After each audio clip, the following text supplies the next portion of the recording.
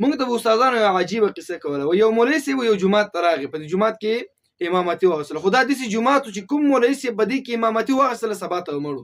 خو د مقتدیانو ورته ډېر ویل چې ګوره مولوي صاحب سبا ته مړی، کوم مولا چې به راغلی شپې ته مړ شوی دی هغه ورته بېغمه شه، زه پکې شپه کوم که مړ کېږم او که ژوندی کېږم تاسو ته مې غم نه درځي، په زه پکې شپه کوم او امامتي پکې اخلم. خو دا مولوي صاحب په دې جومات کې امام شو. کله چې امام شو نو چې دا شپه یې پکې وکړله او د شپه چې نیمایي ته ورسېد دی پروت دی خو لا پوره ویده نه دی. په دغه حالت کې یو پیری دته راغی. پیری چې ورته راغی دا مولوي صاحب د خوب نه راجګ کړو چې پاسېږه که نه کېنه. چې کله دا پیری وکتلو د مولوي صاحب پوه شو چې ښه د هر مولوي صاحب چې په دې جومات کې مړ کېږي دا خو دا پیری مړ کوي، دا دومره بد شکل چې دی دا ټول کار د دی کار د کې دی چې دا خلک د مولوي صاحبان دی مړ کوي. نو پوه شو پې وایي چې څه شی وایي راته، وایي زه پیری یم، وایي ښه وایه، وایي د جیب نه ورته یو چندخ راوباسلو چې راوباسلو په جومات کې ورته خوشي کړو. اوس چندخ خو مردار شی دی که نه، په جومات کې خوشي کېده او جومات بې ادبي ده. نو چې څنګه خوشي کړو نو د پیري د مولوي صاحب ته وویل وایي چې دا څنګه دی، د دې په اړه راته یو څو خبرې وکړه.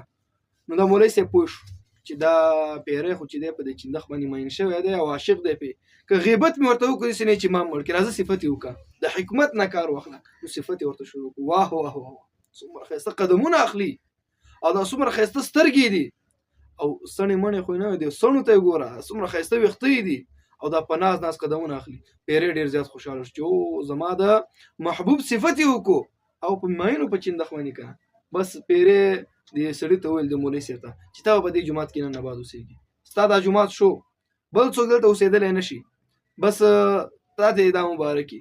شپه تېره شوله، کله چې سهار شو خلک راغلل مقتدیان چې ګوري چې اوس په دا مولوي صاحب هم مړي، دا نور مولوي صاحبان هم دي. پوښتنه یې ترېنه وکړله و مولوي صاحب مړ شوی نه یې؟ وایي نه. وایي څه کیسه وه؟ وایي دغسې پیری راته راغی او چندخ یې راته خوشي کړو او هغه به چې د هر مولوي صاحب مړ کولو هغه به ورته چندخ خوشي کړو، د چندخ غیبت به یې وکړو.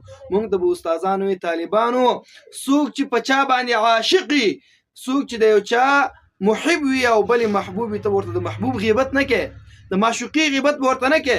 ته چې ورته د معشوقي غیبت شروع کړي نو خود به خود به هغه تا سره دښمني پیدا کېږي، خود به خود به تا ته ضرر رسوي. نو کوشش کوئ د چا محب سره کار مه لرئ.